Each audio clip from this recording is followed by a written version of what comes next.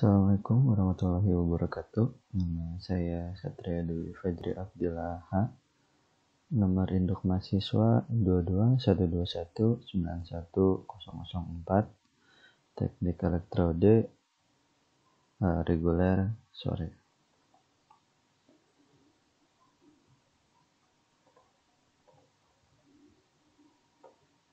Di sini saya akan sedikit menjelaskan tentang semikonduktor, dasar semikonduktor, lalu materi dioda. Bahan semikonduktor sendiri adalah bahan utama dari pembuatan suatu komponen dioda. Definisinya adalah suatu bahan yang memiliki nilai hambatan jenis atau rho antara konduktor dan isolator, yakni sebesar 10⁻⁻6 sampai dengan 10⁻⁴ ohm meter. Jadi bahan semikonduktor ini adalah bahan di antara konduktor dan isolator. Jadi pembanding hambatan jenis konduktor, semikonduktor, dan isolator itu bisa dilihat di sini. Jadi tembaga itu sebagai bahan konduktor dengan hambatan jenis 1,7 dikali 10⁻⁸. Hambatan jenisnya sangat kecil. Silikon pada suhu 300 derajat Kelvin, hambatan jenisnya itu adalah 2,3 kali 10⁻⁵. Dia sifatnya semikonduktor. Kemudian gelas, hambatan jenisnya 7 kali 10⁻⁶, itu sifatnya isolator. Jadi semakin besar hambatan jenisnya, sifatnya akan semakin isolator atau tidak menghantarkan arus. 3 buah bahan yang tadi, tembaga, silikon, dan gelas, masing-masing memiliki panjang 1 meter dan diameternya adalah 1 mili. Jadi dia itu berbentuk tabung karena alasnya itu lingkaran karena diameter ya. Jika pada dua ujung bahan tersebut terpasang tegangan 10 volt, tentukan besarnya arus yang lewat masing-masing bahan tersebut. Kita jawab. Dihitung dulu R dengan rumusnya. R ini resistansi.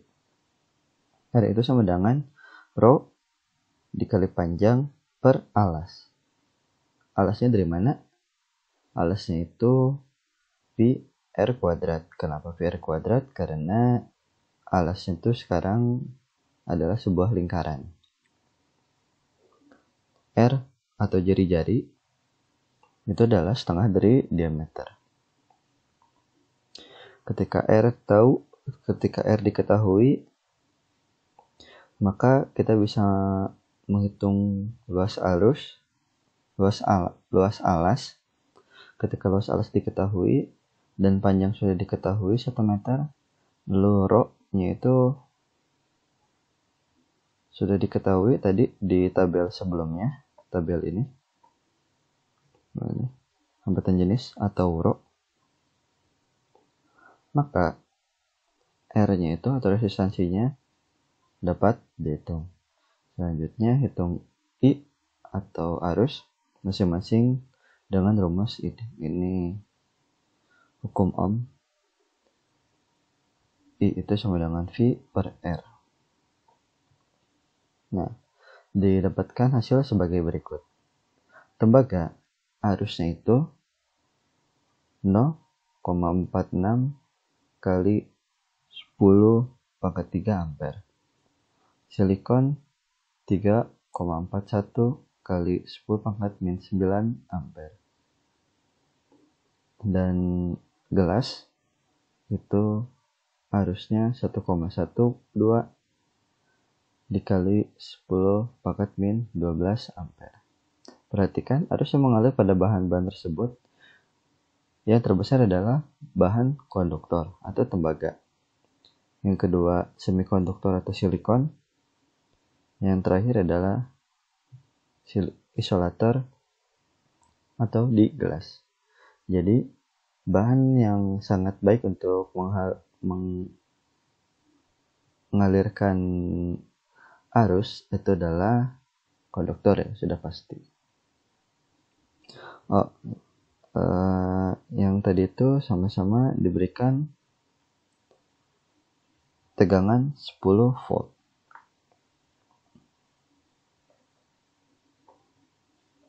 Bahan semikonduktor. Bahan semikonduktor itu terdiri dari 3 jenis ya. Jadi yang jenis pertama itu ada jenis trivalen atau logam-logam yang memiliki atom dengan jumlah elektron terluar adalah 3 buah, seperti boron, gallium, indium. Kemudian yang kedua adalah logam-logam yang memiliki elektron terluar 4 atau disebut tetravalen.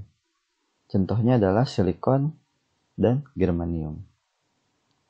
Yang terakhir adalah pentavalen, adalah logam-logam yang memiliki atom-atom dengan jumlah elektron terluar 5, seperti fosfor, arsenikum, dan antimon. Ini adalah tabel periodik dari semikonduktor. Yang tadi atom terluar 3, ini contohnya boron, aluminium, gallium, dan indium. Atom terluar 4, karbon, silikon, germanium, tin.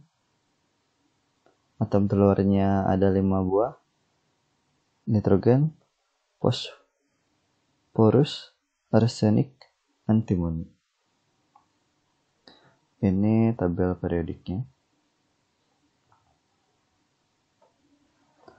Bahan-bahan semikonduktor. Bahan yang paling banyak digunakan adalah silikon dan germanium. Jumlah elektron dari silikon itu 14 buah, lalu jumlah elektron di germanium itu 32 buah. Kita buktikan. Nah, ini 14 dan 32. Jumlah elektron valensi atau elektron keluar Si maupun Ge atau germanium masing-masing 4 buah. Tadi sudah dilihat ya. Lalu jenis ikatannya itu kovalen. Jenis semikonduktor. Jenis semikonduktor yang pertama itu adalah intrinsik. Semikonduktor intrinsik ini merupakan semikonduktor yang murni atau tidak cacat. Jadi ini tuh semikonduktor yang berasal dari alam. Seperti contohnya adalah silikon murni. Ini adalah visualisasi 3 dimensi dari bahan semikonduktor. Di sini contohnya adalah silikon murni. Jadi satu atom ini memiliki 4 atom luar. Nah, ini adalah elektron valensinya 1, 2, 3, 4 karena golongan 4 ya. Lalu ini adalah ikatan kovalen. Jadi mereka itu saling mengikat. Bisa dilihat dari visualisasi 2 dimensi.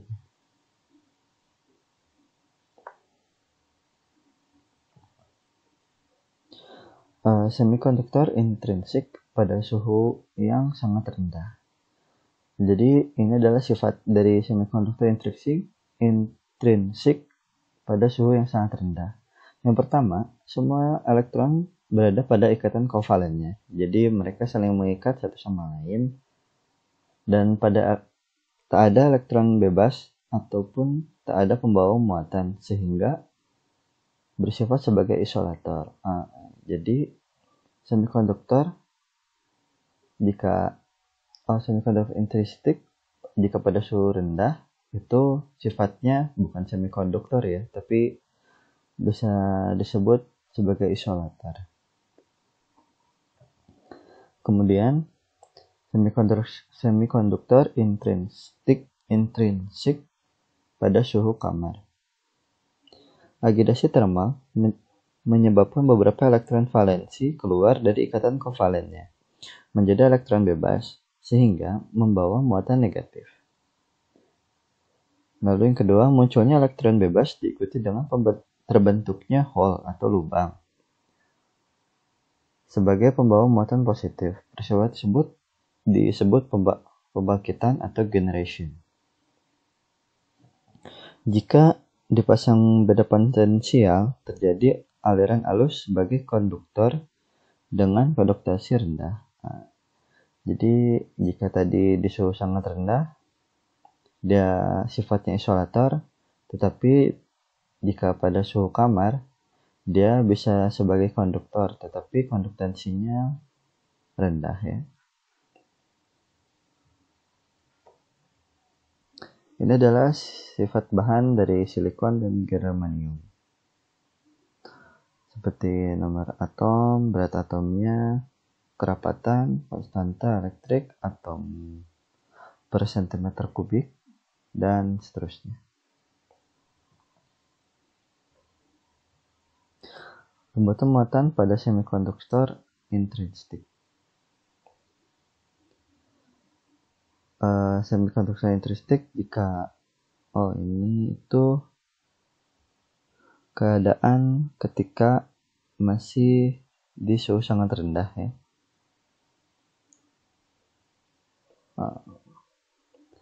Ini atomnya atom atau bahannya bahan silikon.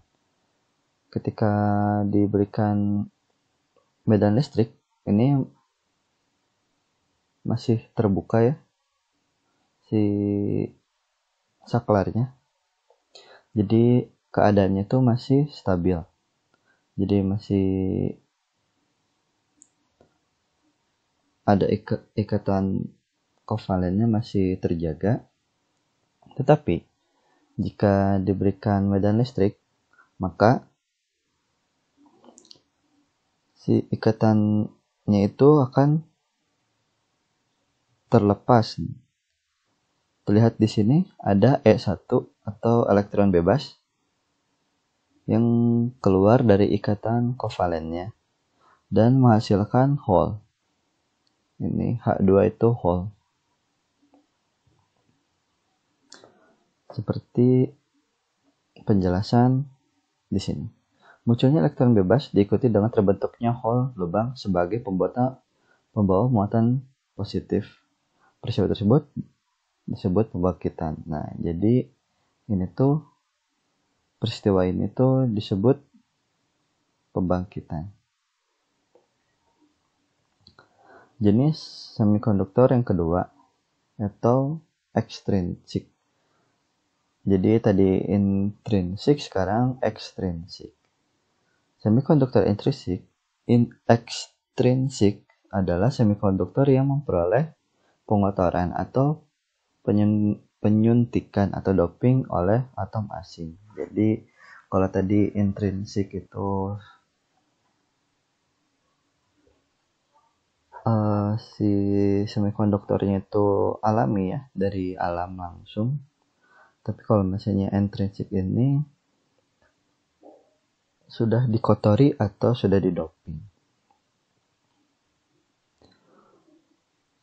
Ini semikonduktor intrinsik itu terbagi jadi dua tipe, yaitu adalah tipe N dan tipe P. Tipe N itu pengotorannya oleh atom pentovalen seperti PASSB. Ya, seperti tadi bisa dilihat di tabelnya. Lalu atom pengotorannya disebut atom donor. Dan sifatnya itu pembawa muatan atau elektron bebas. Pengotoran untuk yang semikonduktor tipe P, pengotorannya itu oleh atom trivalen seperti boron, gallium, indium. Atom pengotoran disebut juga atom akseptor. Ini akseptor, ini atom donor. Atau sifatnya pembawa muatan. pembawa muatannya itu adalah hole. Kalau jadi perbedaannya itu di jenis pengotorannya, ini pentavalen, ini trivalen, lalu atom donornya atau atom pengotornya itu disebut atom donor, kalau ini atom pengotornya disebut akseptor, dan pembawa muatannya kalau ini elektron bebas, kalau ini hole. Untuk tipe N dan tipe P.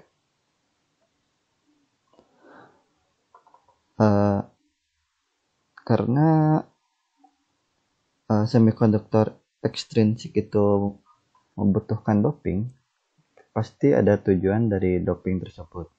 Jadi tujuan doping tersebut itu adalah meningkatkan konduktivitas semikonduktor dan memperoleh semikonduktor dengan hanya satu pembawa muatan, antara elektron ataupun hole saja. Konduktivitas ini adalah kemampuan suatu bahan atau atom untuk menghantarkan arus listrik. Jadi semakin tinggi itu konduktivitasnya, maka semakin baik dalam menghantarkan arus listrik. Lalu memperoleh semikonduktor dengan hanya satu pembawa muatan. Maka seperti itu. Jadi tujuan doping itu untuk membuat salah satu dari elektron atau hole sebagai pembawa muatan yang dominan. Kemudian pembandingan doping. Jadi atom dopan atau doping dibandingkan dengan atom murni itu 1:10⁻⁶ sampai dengan 10⁸. Dopan itu adalah atom pengotor. Atom-atom dopan pada semikonduktor itu tipe N adalah atom-atom pentavalen atau dinamakan atom donor. Sedangkan pada semikonduktor tipe P atau itu trivalen dan dinamakan atom akseptor.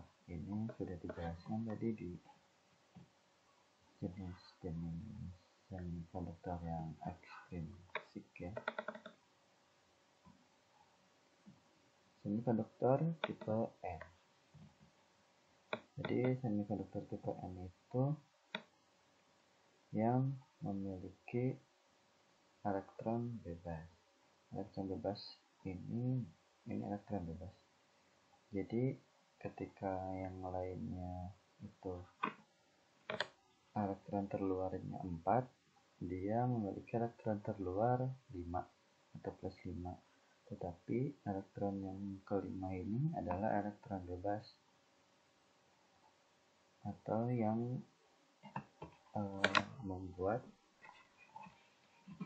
atau membawa elektron yang bernilai negatif. Elektron bebas sebagian besar terjadi karena doping dan sebagian kecilnya bersama hole karena generation atau pembangkitan akibat agitasi termal. Elektron bebas menjadi pembawa muatan mayoritas dan hole sebagai pembawa muatan minoritas.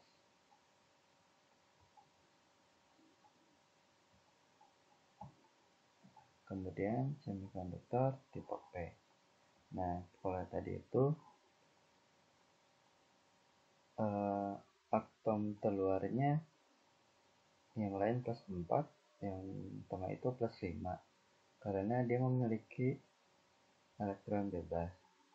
Tetapi di semikonduktor tipe P dia itu tidak memiliki elektron bebas, tetapi dia memiliki hole.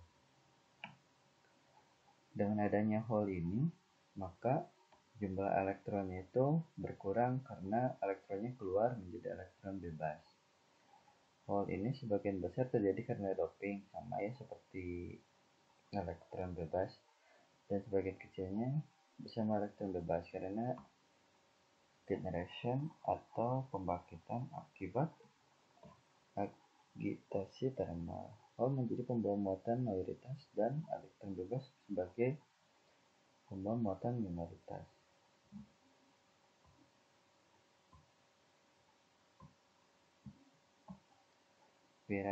Piranti semikonduktor. Beberapa piranti semikonduktor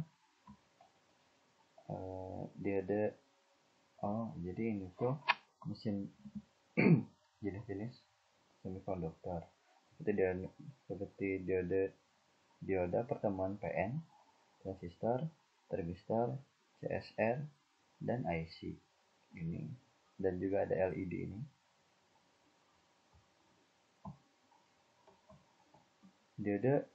Dioda pertemuan PN. Jadi pertemuan PN itu berarti penggabungan dari dioda tipe P dan tipe N. Jadi mereka itu ditempelkan. Suatu pertemuan PN adalah kristal tunggal semikonduktor yang pada suatu sisinya mendapat penyuntikan atom akseptor dan pada sisi lainnya mendapatkan penyuntikan atom donor. Nah, akseptor itu tipe P dan penyuntikan atom donor itu tipe N. Yang kedua, pertemuan PN merupakan blok bangunan dasar atau basic building block bagi piranti semikonduktor. Dioda pertemuan PN yang pada kedua sisinya terkait logam atau metallurgical bond, sehingga terdapat dua ujung logam yang merupakan terminal atau elektrode, yakni anoda pada sisi P dan katoda pada sisi N. Jadi dioda pertemuan PN ini mempunyai dua kutub ya, bisa disebut dua kutub, yaitu adalah kutub katoda dan kutub anoda. Di sini pertemuan PN masih jadi suatu kristal tunggal semikonduktor. Ketika didoping, di sebelah kiri itu adalah atom akseptor dan sebelah kanan atom-atom donor. Kristal tunggal ini didoping oleh dua atom, satu akseptor donor. Hasilnya itu yang tadinya kristal tunggal ini masih stabil, kemudian akan berubah menjadi semikonduktor tipe P dan tipe N, tapi ini tuh sudah bergabung. Karena jika kristal tunggal semikonduktor diberikan atom-atom akseptor, dia akan berubah menjadi tipe P, dan jika diberikan atom-atom donor, maka dia akan berubah menjadi tipe N.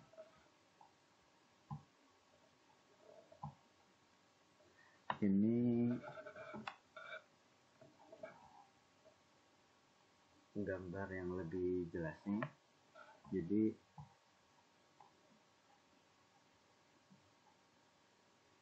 ini adalah dioda pertemuan PN, di mana P dan N dipertemukan, lalu diberikan logam sebagai anoda dan katodanya. Jadi ini tuh hasil dari doping yang tadi, di mana anoda tipe P sebagai anoda dan tipe N sebagai katoda. Kita dapat membedakan di mana letak anoda dan katoda itu dari garis hitam ini, di mana wilayah anoda itu lebih besar daripada wilayah katoda. Lalu simbol dari dioda itu sendiri adalah seperti ini, seperti arah panah memiliki garis seperti ini. Mengapa simbolnya seperti ini?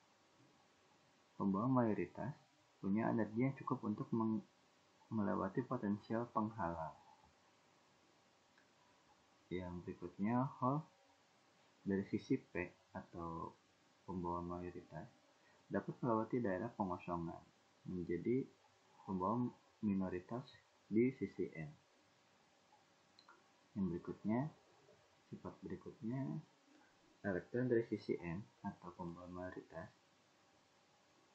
dapat melewati daerah pengosongan menjadi pembawa minoritas di sisi P. Jadi elektron dan hole-nya bisa saling melewati lapisan pengosongan. Lalu jumlah arus dari elektron dan hole merupakan arus total yang dilewati dioda. Jadi untuk forward bias, jadi arus yang masuk ke dioda itu dari anoda ke katoda itu bisa masuk seperti simbolnya ya, karena ini tuh yang panah dan itu yang garis anoda dan katoda itu bisa disebut seperti itu, bisa dijelaskan seperti itu. Jadi arus yang masuk dari anoda ke katoda itu bisa masuk karena si lapisan pengosongannya itu menyempit dan hole dan elektron itu bisa saling menyeberang. Kemudian yang berikutnya adalah prasikap mundur atau reverse bias. Sifat-sifatnya seperti apa? Bisa dilihat. Kita lihat dulu. Sebelum lihat ke sifatnya, kita lihat rangkaiannya. Bisa dilihat ya, sumber arusnya itu dibalik. Tadi itu yang sebelah kiri itu kutub positif dan yang kanan kutub negatif. Bisa dilihat. Nah, ini bersikap maju atau forward bias. Yang kiri itu kutub positif, kanan kutub negatif. Kalau di reverse bias, yang sebelah kiri itu yang negatif. Dan lapisan pengosongan itu lebih lebar. Kita ke sifatnya. Hole pada sisi P bergerak ke kiri dan elektron pada sisi N bergerak ke kanan. Daerah pengosongan menjadi lebar. Nah, benar ya, menjadi lebar. Dan potensial penghalang menjadi VO ditambah VD. Tidak ada arus yang melewati bidang pertemuan. Yang kedua, sifat yang kedua adalah karena daerah pengosongan pada dasar yang merupakan semikonduktor intrinsik, agitasi thermal dapat menyebabkan terjadinya generation, sehingga muncul pasangan elektron dan hole pada daerah ini. Jadi ternyata lapisan pengosongan itu adalah semikonduktor intrinsik atau semikonduktor yang alami dari alam atau yang tidak dikotori atau di donor seperti jenis P dan jenis N. Lalu sifat yang terakhir ini itu adalah pengaruh medan listrik yang terpasang terhadap adanya elektron dan hole di daerah pengosongan menyebabkan terjadinya arus yang arahnya dari katoda ke anoda disebut arus balik atau saturasi yang besarnya 10⁻⁸ sampai 10⁻⁴ ampere. Jadi arus yang melewati dari katoda ke anoda itu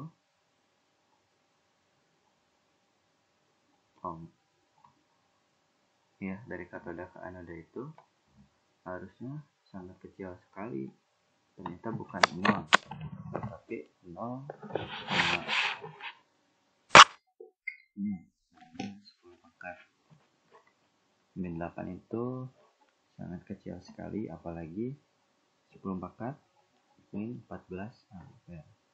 bisa disebut sangat mendekati 0.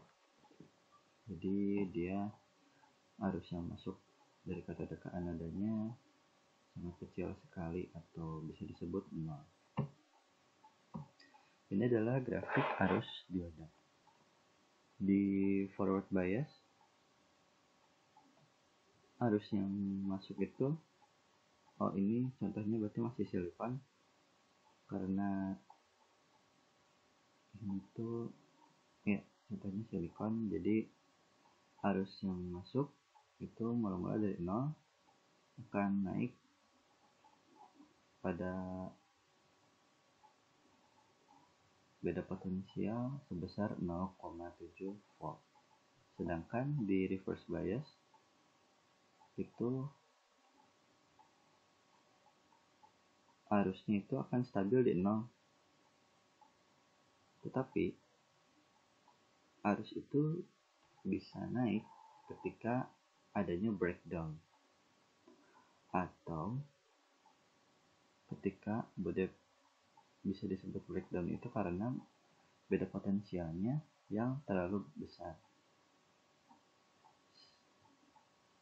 Karena beda potensialnya terlalu besar atau voltasenya terlalu besar, maka dioda itu tidak akan berfungsi dengan baik atau bisa disebut diodanya sudah rusak ya. Jadi sudah tidak berfungsi lagi, maka akan terjadi breakdown.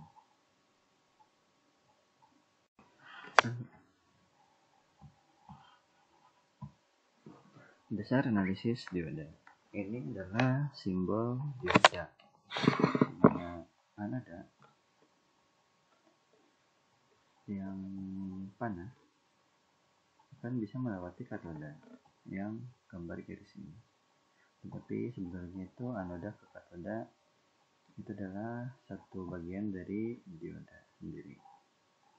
Dan seperti gambar yang sebelumnya, ini tuh device dari dioda yang sebenarnya, di mana wilayah anoda itu lebih besar daripada katoda, dan ini tuh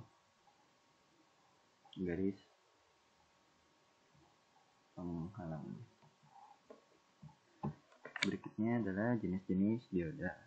Dioda tersendiri memiliki banyak jenis. Beberapa jenisnya itu seperti di sini ada junction dioda atau dioda pada umumnya.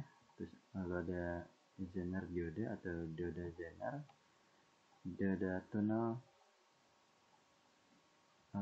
lalu yang beredar di pasaran itu seperti LED sebagai lampu biasanya. Jenis dioda dan kegunaannya. Dioda silikon itu untuk penyearah arus, pengaman tegangan kejut. Jenisnya itu di pasaran seperti IN 4001, IN 4007, IN 5404. Lalu yang berikutnya dioda Zener. Dioda Zener itu untuk mengatur tegangan Zener. Biasanya tegangan Zener 6,2 volt, lalu Zener 3,2 volt. Yang berikutnya dioda bridge untuk menyerahkan gelombang penuh pada rangkaian satu daya. Ini jenisnya.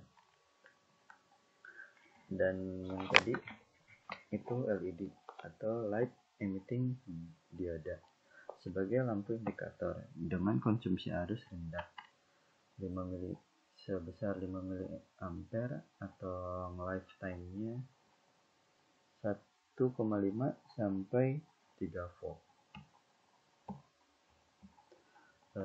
Berikutnya di rangkaian dioda. Garis bebannya adalah gambar dari gambar dengan menggunakan hukum tegangan Kirchhoff.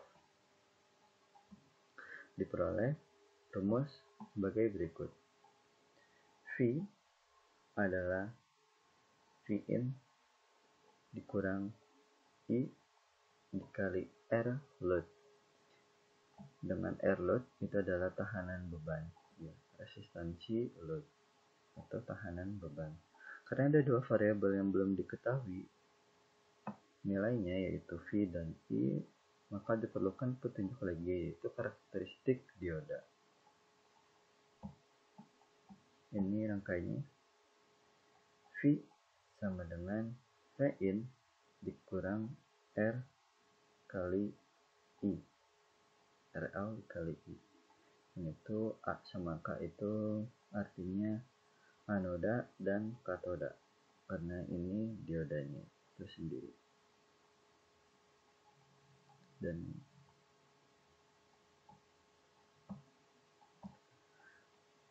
ini adalah grafis dari dioda.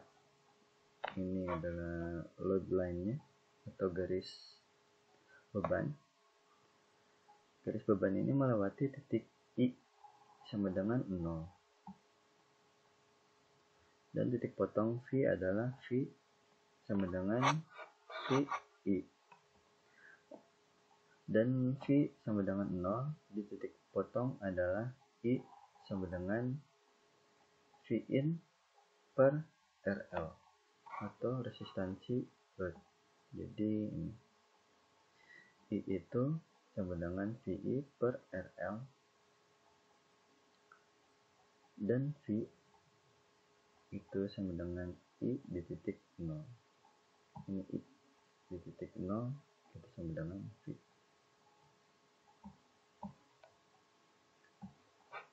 Gambar kurva karakteristik dinamis. Yang tadi itu karakteristiknya statis ya atau diam.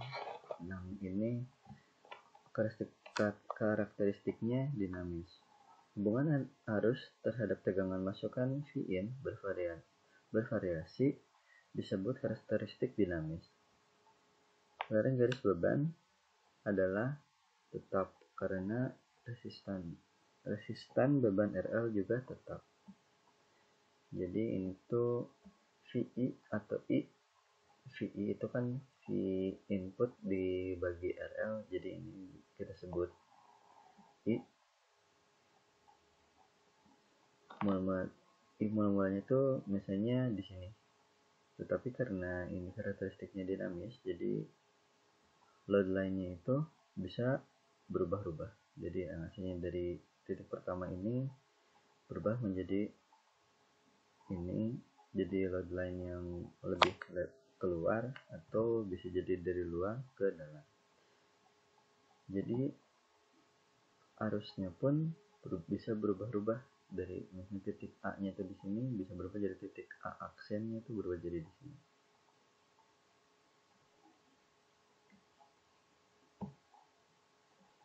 Nah, yang terakhir metode dioda. Pendekatan pertama atau dioda ideal. Pada pendekatan pertama atau forward bias, dalam keadaan forward bias, dioda dianggap sebagai saklar tertutup karena hambatan pada dioda dianggap bernilai 0. Yang kedua, pada keadaan reverse bias, dioda dianggap sebagai saklar terbuka karena hambatan dioda dianggap bernilai tak terhingga. Nah, jadi pada poin yang pertama itu seperti ini. Ini rangkaian dioda forward bias yang pertama. Jadi ini tuh diibaratkan dioda itu sebagai saklar yang tertutup. Jadi saklarnya itu menyambungkan antara anoda dan katoda. Dan nilai hambatannya itu dianggap 0, jadi tidak ada hambatan sama sekali. Seperti saklar yang sedang menghubungkan antara anoda dan katoda. Sedangkan pada poin kedua, saat keadaan reverse bias, dioda ini dianggap sebagai saklar terbuka atau saklarnya itu tidak menghubungkan antara katoda dan anoda. Jadi seperti hambatannya itu tidak terbatas atau bernilai sangat besar sekali. Dan ini adalah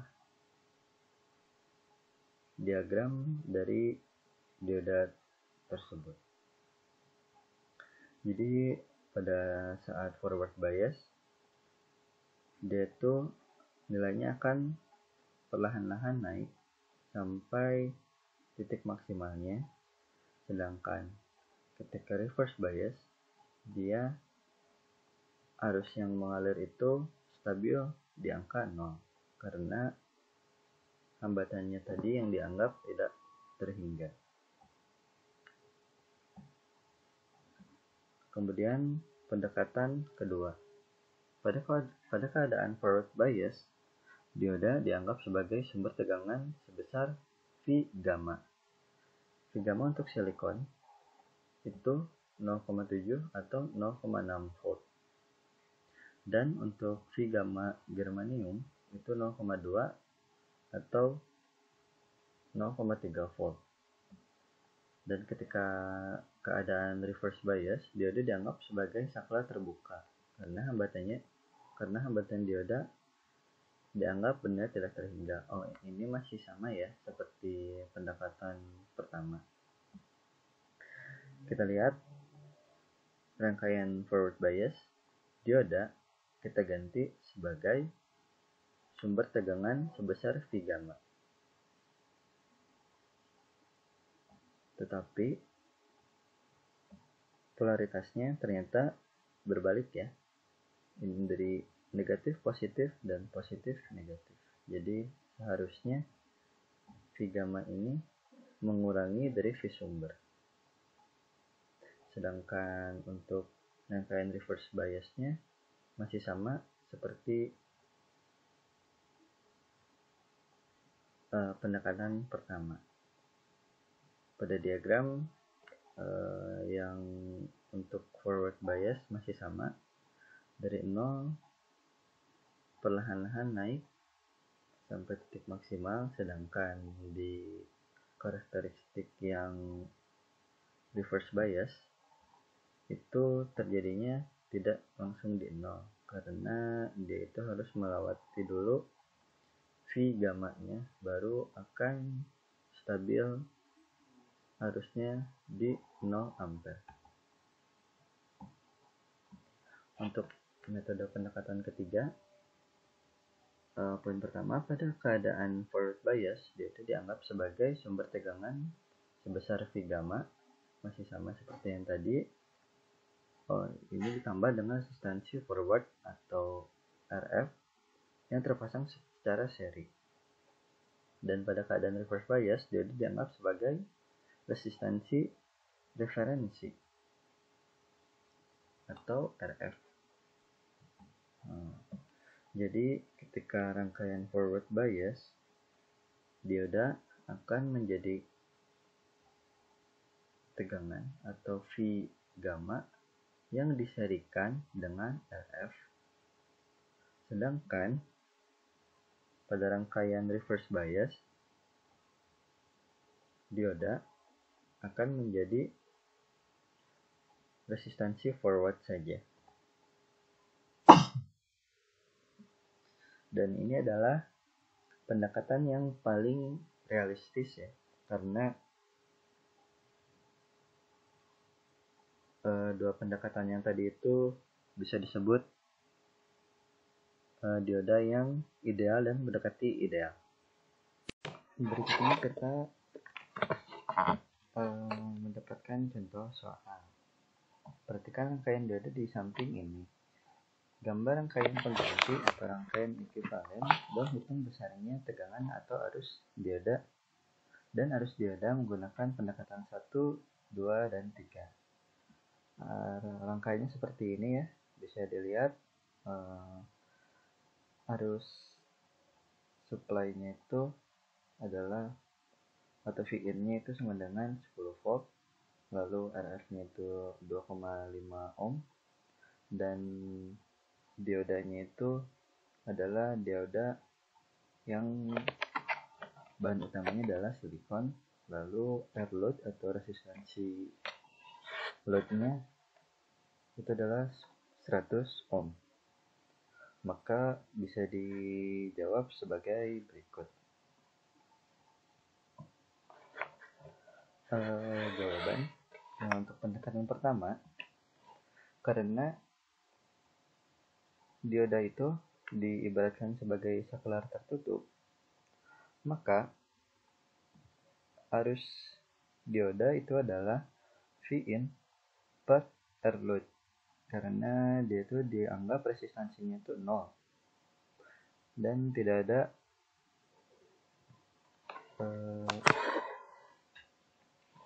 potensial sebagai ya. Maka Vin atau per RL atau sama dengan 10 volt per 100 ohm, maka hasilnya adalah 0,1 ampere. Dan untuk tegangannya itu adalah Vin dikurangi ID dikali RL. Karena ampere dikali ohm itu sama dengan voltase, dari hukum ohm adalah V sama dengan I kali R, ini I dan ini R, maka 0,1 dikali 100 itu adalah 10, dan arus dikali resistansi atau hambatan itu adalah voltase, maka 10 volt dikurang 10 volt, maka volt tegangan pada dioda adalah 0 volt. Untuk pendekatan kedua, dioda akan diganti sebagai tegangan referensi. Maka rumus yang digunakan adalah arus dioda itu sama dengan Vin dikurang V gamma, ya, karena polaritasnya berbalik, per R load. Maka 10 volt dikurang 0,6 volt, karena dari soal kita lihat dulu.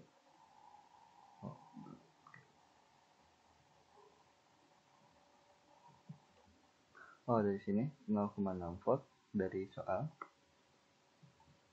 per 100 ohm. Maka hasil yang didapat adalah 0,094 ampere. Lalu untuk tegangan diodanya adalah Vin dikurang arus dioda dikali R load. Seperti tadi, 10 dikurang 0,095 dikali 100, maka hasilnya adalah 0,6.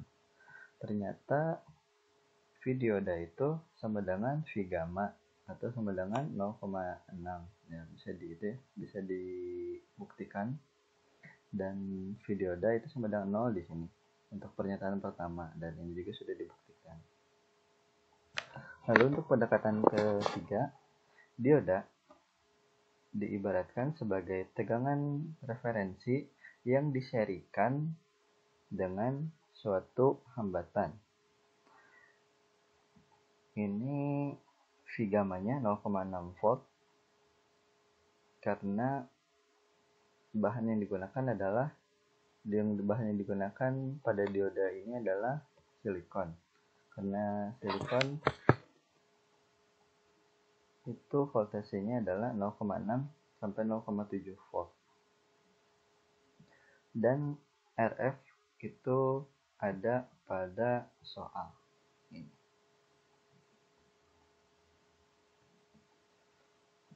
Bagaimana rumusnya? Seperti berikut.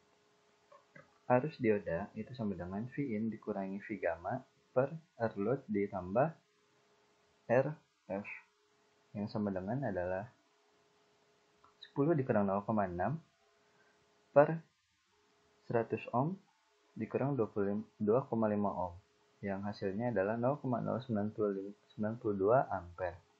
Dan untuk V-nya sendiri adalah Vin dikurang I dioda dikali R load, sama dengan 10 volt dikurangi 0,092 dikali 100 ohm. Hasilnya 0,8 volt. Sekian penjelasan ulang dari saya. Mohon maaf jika masih banyak kekurangan karena di sini saya juga masih belajar. Terima kasih atas perhatiannya. Wabillahi taufiq wal hidayah. Assalamualaikum warahmatullahi wabarakatuh.